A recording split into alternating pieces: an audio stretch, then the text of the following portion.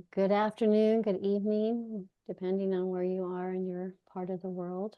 Today's topic is coming out of emotional numbness by awakening to your own touch. So I'm going to ask everybody if you have something that's soft or something that's really comfortable to you, that feels good to you nearby, like a blanket, towel, scarf. Yes, it can be like stone, doesn't have to be soft. So you can just put that off to the side. We're going to do an exercise. And this is a tool that you can put in your toolkit for yourself or for your clients. We can feel things, and then there's maybe a part of us that's also really shut down that we are not even aware of. And that can come in so many different ways of touch. And not even knowing, like, what does it even feel like to actually touch my own body? When I touch my own body, what happens inside me? And as that numbness, or I like to say the frozen part, starts to thaw, and it's like, what is this feeling coming up inside me? And it can also bring up a lot of things as you're doing it, a lot of uncomfortableness or wiggling and thoughts and other memories. So I want to invite all of you just to, noticing what's happening for you and take care of yourself, and noticing if it's uncomfortable, and if you need to stop or take a break, go right ahead. So this is really for you. So we're going to begin by looking at your object from different angles. And as you look at it with different angles, you can rotate it, rotate your own body. Does it change color? Does it seem to change shape? And then take it between your fingers and kind of roll it around with your fingers. You know how you just kind of go like this and you're holding something? You don't do it fast, slow. So what sensations does this create when you just roll it around with your fingers? Just noticing what's happening inside you.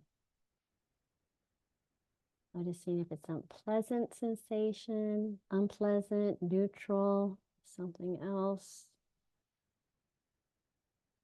And then taking your object and putting it on your skin. And it could be anywhere on your hand, your face, your arm, your neck, wherever. And just take the time to feel the contact of your object on your skin, the texture of the object, the temperature. Does it tickle a little bit? Maybe not at all. What does it feel like to you? Okay, the next step is to close your eyes and to focus on the area of your skin that is in contact with your object. So I'll say that again. Just to close your eyes and focus on the area of your skin that is in contact with your object. And just it's as if you were bringing your eyes, your awareness to that area. And concentrate and take the time to feel this object on this area of your skin. Its movement when you move it, its friction, its temperature, the movement of the air around it. Right. Just breathe in.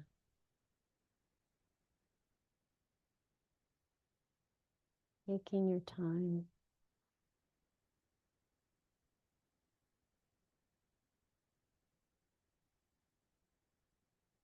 And now I'm going to invite you to put down your object next to you and put your fingertips on that same area. So maybe using your other hand, putting your fingertips on that same area of your skin where you just had your object. And take the time to feel the difference in texture, temperature, maybe the thickness, the friction. You can draw a few mini circles with your hand, keeping your fingers in the same place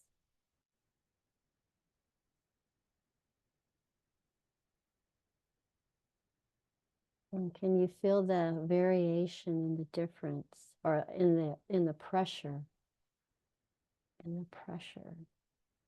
how it felt, the object felt on your skin, and how your fingers feel on your skin.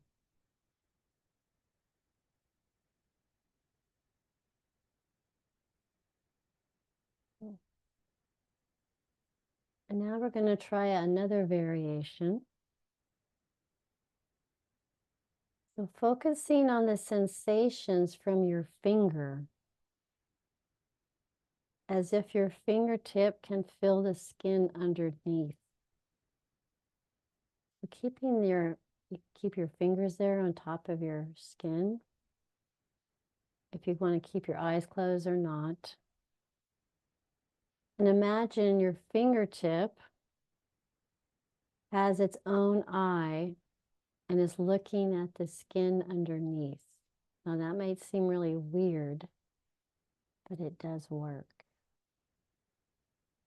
So with your eyes closed, if you want, imagine that your fingertip has its own eye and is looking at the skin underneath.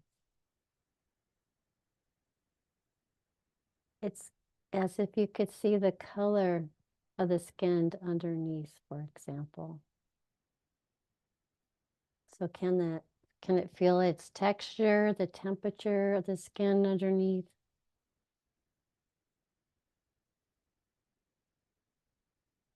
It's as if the only part of your body that can see or feel something is your fingertip. Then try a second finger. Or you can change your hand if you want from one area to another area of your body.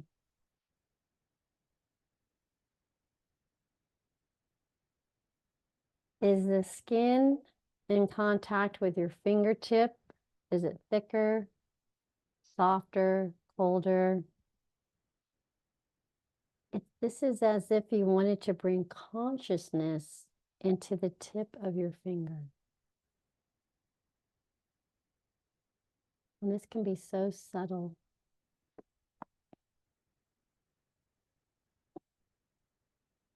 And there's no right or wrong way to do this.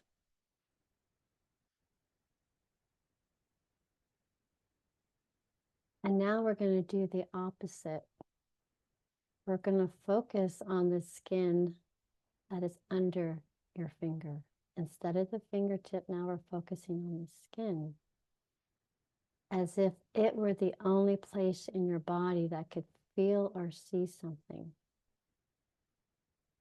Just notice the tip of your finger on this part of your skin.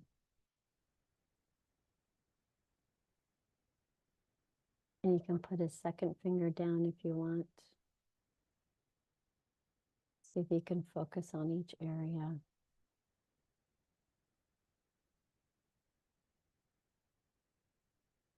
Noticing what is happening in your body. If there's any sensations coming up, any thoughts, noticing your breath, noticing if your fingers want to go to a different area of your body or not.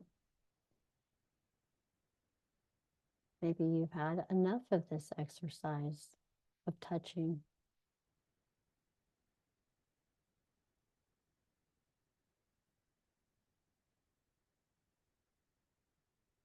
See, maybe your body is wanting more touch. Maybe it doesn't want your fingers to leave your skin. It likes it.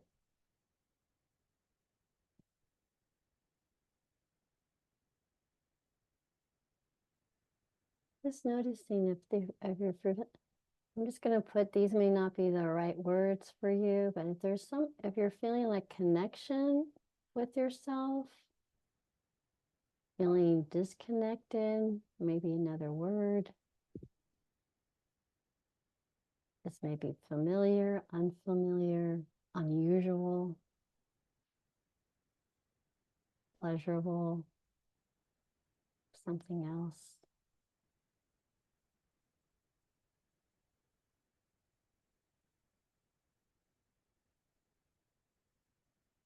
How is it for you when we slow down, when you slow down, really slow down, and you just really pay attention to your hand, your fingers, your skin.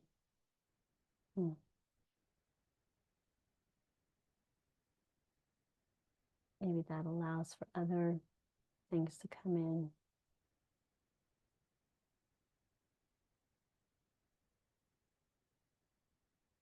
And then I'm going to invite everyone in your own time to slowly disconnecting your hands from your body. And before you do that, just giving yourself gratitude, just a sense of taking this time to be quiet, to listen, to feel, to be curious, maybe to be thankful. And then you can slowly just open and close your eyes, taking your time coming back into your room. And I just want to say thank you for, trying this, going there. And that, we look at emotional numbness, it's that survival strategy, right? We're not using the limbic or the neocortex brain. And so when that starts to thaw, we can shift out of that survival brain so we can live and be that essential self, right? Just so much more connected to ourselves so we can be connected to other people and show up the way that we want to show up for ourselves and for other people in our lives. All right, everyone, thank you for being here today. Have a lovely rest of your evening, and we'll see you next time. Bye-bye.